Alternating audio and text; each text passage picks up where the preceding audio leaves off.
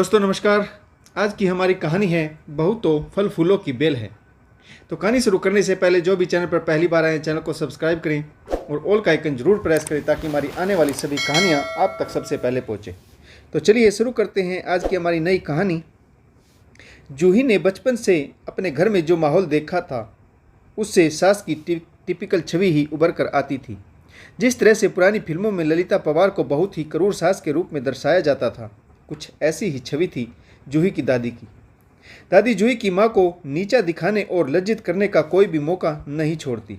हर काम में मीन मेख निकालना, जो काम 10 मिनट में हो सकता है उसे बेवजह लंबा खींचना ताकि माँ के पास स्वयं के लिए समय न बचे और वह हमेशा काम में ही लगी रही। न जाने क्यों बहू के घर में कदम रखते ही सास बूढ़ी हो जाती हैं, उनके घुटनों का ग्रीस खत्म हो जाता है। जब जूही की माँ घर ब्याह कर आई थी तभी से दादी ने खटिया पकड़ ली थी, परंतु सुबह शाम मित्र मंडली के साथ गपशप जोरों से थी। चर्चा का विषय किसकी बहू मायके से क्या क्या लेकर आती है, सास की सेवा करती है या नहीं, सास के साथ जुबान तो नहीं लड़ाती, किसका बेटा जोरू का गुलाम है और किसकी घर में कितनी चलती है। जूही 2 भाई बहन हैं।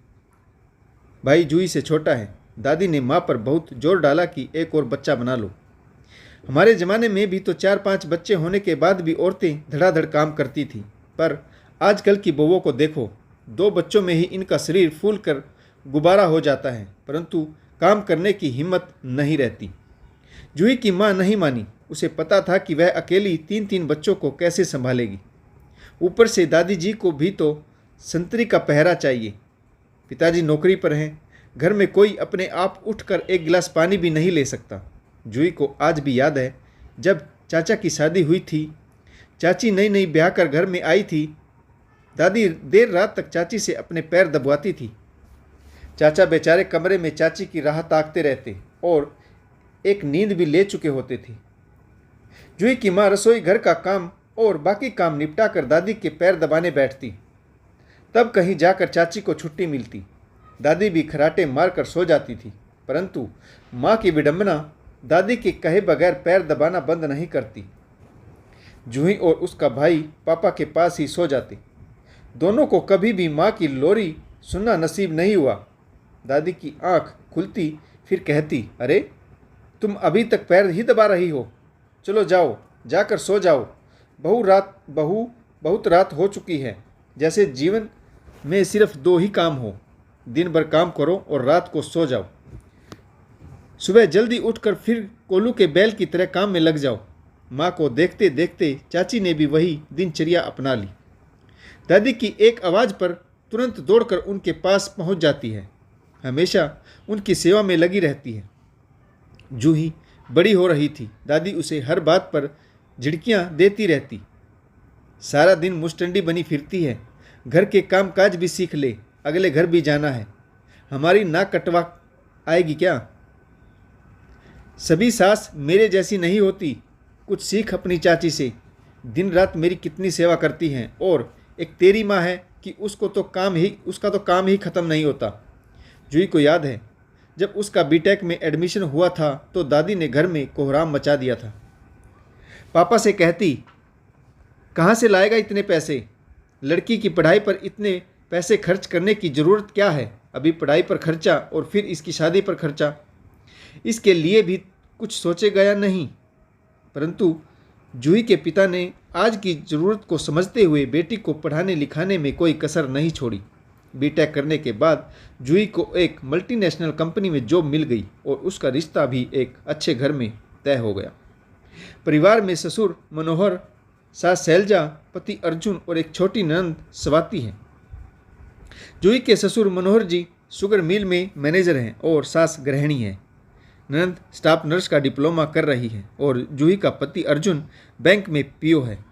कुल मिलाकर एक हंसता खेलता और सुख समृद्ध परिवार है। शादी बड़ी धूमधाम से संपन्न हुई।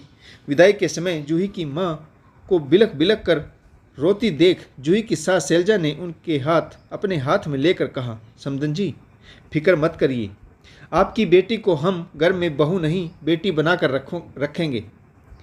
तब जूही के पास खड़ी चाची ने बनावटी स्वर में कहा, यह सब कहने की बातें हैं, 4 दिन की चांदनी, फिर अंधेरी रात। विदाई का समय था। उस समय सबकी आंखें डबडबाई हुई थी। केवल जूही ने ही चाची की बातें सुनी। शादी के अगले दिन ही जूही और अर्जुन हनीमून के लिए शिलोंग निकल गए। अभी तक तो सब कुछ सही चल रहा था। हनीमून से वापस लौटते समय जूही डरी हुई थी। उसे चाची की बातें याद आ रही थी। बचपन से उसने अपने घर में ऐसा ही माहौल देखा था।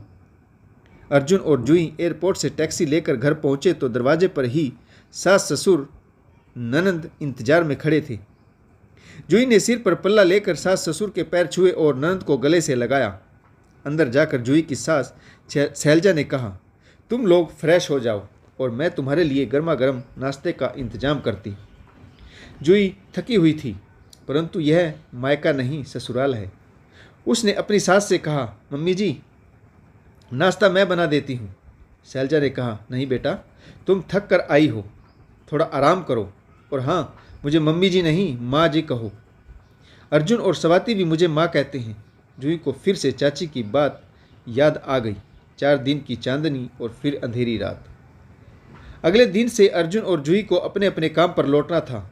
लंच करने के बाद अर्जुन और जूही अपने कमरे में आराम करने चले गए। लंबे सफ़र की थकान की वजह से उनकी आंख लग गई। गहरी नींद से जब आंख खुली तो शाम के 4 बज चुके थे। जूही हड़बड़ाकर उठी। कमरे से बाहर जाकर देखा तो किचन में सास सबके लिए चाय बना रही थी।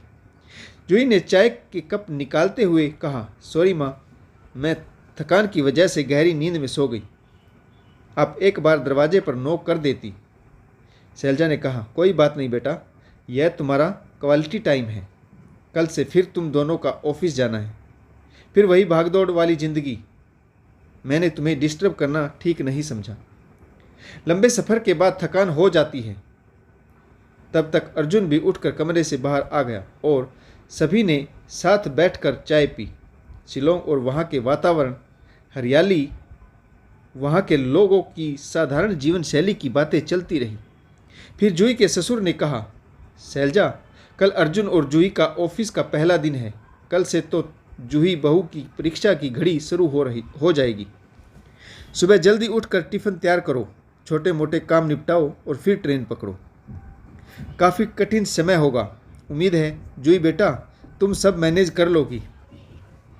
तभी जूही के साथ शैलजा ने कहा, क्यों, कल से ऐसा क्या हो जाएगा? कल से क्या सूरज पश्चिम से निकलेगा? आज तक 3 टिफ़िन पैक करती आई हूँ, कल से 4 कर दूँगी। इसमें क्या फ़र्क पड़ जाएगा? मेरे लिए जूही और नेहा में कोई फ़र्क नहीं है। जूही बेटा तुम फिक्र मत करो, तुम्हारे ससुर जी तो तुम्हें ऐसे ही डरा रहे हैं। रात को शैलजा और जूही ने मिलकर डिनर बनाया। बातों बातों में शैलजा ने अपनी बहू की फेवरेट सब्जी भी पूछ ली। अगले दिन सुबह जूही की आंखें जल्दी नहीं खुली। उसने अलार्म भी लगाया था। मायके में भी वह देर से उठती थी। सब कुछ तैयार मिलता था। फटाफट तैयार होकर नाश्ता करके जॉब के लिए निकल जाती थी। अब वह आदत इतनी जल्दी तो नहीं बदल सकती। उसे दादी की कही बातें याद आई। सुबह जल्दी उठा करो। ससुराल में भी अपनी माँ को साथ लेकर जाओगी क्या? लेट उठेगी तो तेरी सास हमें ही ताने देगी। जूही जल्दी से नहा धोकर तैयार होकर किचन में पहुंची तो शैलजा ने 4 टिफ़िन पैक कर रखे थे। जूही मन ही मन बहुत लज्जित हुई और निश्चय किया कि कल से वह जल्दी उठेगी। अर्जुन भी ऑफिस के लिए तैयार होकर आ गया। उसने पूछा, माँ आज नाश्ते में क्या बना रही हो? शैलजा ने कहा, पनीर बना है बेटा। आओ जूही बेटा तुम भी नाश्ता कर लो, फिर तुम्हें ऑफिस के लिए भी तो निकलना है। अर्जुन तुम्हें स्टेशन पर ड्रॉप कर देगा, दोनों साथ ही निकल जाना। जूही ने खुशी से चहकते हुए कहा, यह तो मेरी फेवरेट डिश है। थैंक यू माँ। अर्जुन ने माँ को छेड़ते हुए कहा, क्या बात है माँ, आप तो बहू के आते ही बेटे को भूल गई। आपको पता है मुझे पनीर कम पसंद है। शैलजा ने कहा, परंतु मेरी बहू को पनीर बहुत पसंद है। अर्जुन तू तो मेरा बेटा है, तेरी जड़ें तो इस घर में मजबूती से फैली हुई हैं। मुझे तो इस लता को प्यार से सींचना है, जिसे कुछ दिन पहले ही उखाड़ कर एक जगह से दूसरी जगह पर रोपा गया है। यह बेल सुंदर, स्वस्थ और मजबूती से बढ़ेगी तो अच्छे फल फूल लगेंगे। जूही अपनी सास शैलजा की बातें सुनकर गदगद हो गई। दादी और चाची उसे ऐसे ही डराती थी। जूही ने एक माँ छोड़ी तो दूसरी माँ मिल गई। जूही लोकल ट्रेन पकड़कर ऑफिस पहुंचती थी। अर्जुन ने उसे स्टेशन पर छोड़ा और वह अपने ऑफिस के लिए निकल गया। सबके ऑफिस चले जाने के बाद शैलजा के घर हाउस हेल्पर रीना आई। उसने अपना काम करना शुरू किया। जूही के कमरे में जाकर देखा तो सारा सामान फैला हुआ था। वह चिल्लाई, मैडम यहाँ आकर देखिए। शैलजा बहू के कमरे में पहुँची तो सारी चीज़ें इधर उधर बिखरी हुई थी। शैलजा ने रीना का हाथ पकड़ा और अपनी बेटी स्वाति के कमरे में ले गई। उसका कमरा भी ऐसे ही फैला पड़ा था। उसने कहा, देखो स्वाति का कमरा भी तो ऐसे ही फैला पड़ा हुआ है। मेरे लिए स्वाति और जूही में कोई फ़र्क नहीं है। अब जल्दी से दोनों के कमरों को अच्छे से समेट दो। ट्रेन में ही जूही की माँ का फ़ोन आ गया। जूही ने अपनी माँ को अपनी सास की तारीफ़ों के पुल बांध दिए। अचानक ही उसे ध्यान आया कि वह अपना कमरा ऐसे ही फैला हुआ छोड़ आई। माँ की बात कुछ और थी। वह एक एक चीज़ समेट कर रख देती थी, परंतु सास क्या कहेगी। उसने फ़ोन काटकर तुरंत ही अपनी सास शैलजा के पास फ़ोन मिलाया और कहा, सॉरी माँ, मैं अपना कमरा ऐसे ही फैला हुआ छोड़ आई। कल से ऐसी गलती नहीं होगी। शैलजा ने कहा, कोई बात नहीं बेटा, रीना ने अच्छे से सब कुछ समेट कर रख दिया है। तुम फिक्र मत करो, ऐसी छोटी छोटी बातों की चिंता मत किया करो। तुम अपने काम पर ध्यान दो। और अभी तुम्हारी माँ घर संभालने के लिए हट्टी कट्टी है। जूही को ऑफिस से घर आते आते रात के 8 बज जाते थे, परंतु उसकी सास शैलजा ने उसका हमेशा ध्यान रखा। उसके आने से पहले ही सबके लिए डिनर बनाकर तैयार कर देती थी और फिर डिनर करने के बाद जूही के साथ मिलकर रात के बर्तन भी साफ करवाती। शैलजा रात का सारा काम होने के बाद अपने कमरे में जाकर लेट गई। सारा दिन काम करते करते वह भी थक जाती थी। उसकी आंख लग गई। जूही भी उसके पास आकर बैठ गई और शैलजा के पैर दबाने लगी। जैसे ही जूही ने शैलजा के पैरों को हाथ लगाया तो उसकी आंखें खुल गई। जूही के हाथों को अपने हाथों में लेकर कहा, बेटा अभी इसकी कोई ज़रूरत नहीं है। मेरे पैरों में दर्द नहीं है। अभी मैं स्वस्थ हूँ। बस थोड़ी सी थकान हो जाती है जो आराम करने के बाद मिट जाती है। अगर अधिक दिक्कत हुई तो हाउस हेल्पर रीना की तनख्वाह थोड़ी सी और बढ़ा देंगे और उससे मैं रसोई के कामों में भी हेल्प ले लिया करूँगी। अभी तुम्हारा क्वालिटी टाइम है, इसे एक दूसरे के साथ स्पेंड करो। यह वक्त लौट कर दोबारा नहीं आएगा। मैं तो कहती हूँ हर वीकेंड पर दोनों कहीं ना कहीं घूमने निकल जाया करो। सास बहू आपस में बातें कर रही थी। इसी बीच जूही के ससुर मनोहर जी दरवाजे पर खड़े होकर उनकी बातें सुनकर मन ही मन मुस्कुरा रहे थे। जूही अपने कमरे में चली गई। उसके बाद मनोहर जी ने शैलजा से कहा, शैली तुमने तो मेरे घर को स्वर्ग बना दिया। कभी तो सास वाली टिपिकल भूमिका निभाओ। तुम्हारी सास यानी मेरी माँ तुम्हें कितना कष्ट देती थी। क्या तुम्हारा मन नहीं करता अपनी बहू पर रोब झाड़ने का?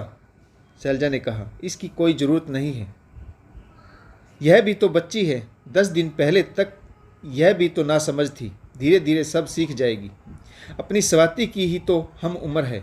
वह भी तो कॉलेज और कोचिंग क्लास से आने के बाद कितना थक जाती है। मैं उससे एक काम भी नहीं करवाती हूँ। फिर बहू क्या मशीन है? उसे क्या थकान नहीं होती? मैंने यह सब कुछ सहा है, इसलिए मेरी बहू यह सब नहीं सहेगी। मनोहर ने शैलजा को गले से लगा लिया। 3 दिन बाद जूही को लेने उसका भाई तरुण आ गया। जूही मायके गई तो गले से पानी की घूंट नहीं उतरी थी कि दादी ने अपने प्रवचन शुरू कर दिए। अपनी सास की सेवा करती भी है या नहीं? काम धाम ठीक से कर लेती है या नहीं? नाक कटवा रही है? यहाँ तो कभी किसी काम को हाथ लगाया नहीं। तेरी सास ने कोई उलाहना तो नहीं दिया? रोज़ रात को उसके पैर दबाती है कि नहीं? जूही ने कहा, दादी तुमने सही कहा था। सभी सास एक जैसी नहीं होती। मेरी सास आप जैसी बिल्कुल नहीं है। वह मुझसे पैर नहीं दबवाती और ना ही घर का कोई काम करवाती है। मेरा मन आए जो खाती हूँ और मेरा मन जो करे वह पहनती हूँ। वह मुझे किसी भी बात के लिए नहीं टोकती। यह सुनकर जूही की दादी और चाची हैरान थी। मन ही मन शैलजा जी को धन्यवाद दे रही थी। आशा करता हूँ आपको यह कहानी जरूर पसंद आई होगी। अगर आपको हमारी कहानी अच्छी लगे तो लाइक करें, शेयर करें, कमेंट्स जरूर करें। और कहानी पढ़ने के लिए आप सभी का बहुत बहुत धन्यवाद। जय हिंद, वंदे मातरम, भारत माता की जय, जय जवान और जय किसान।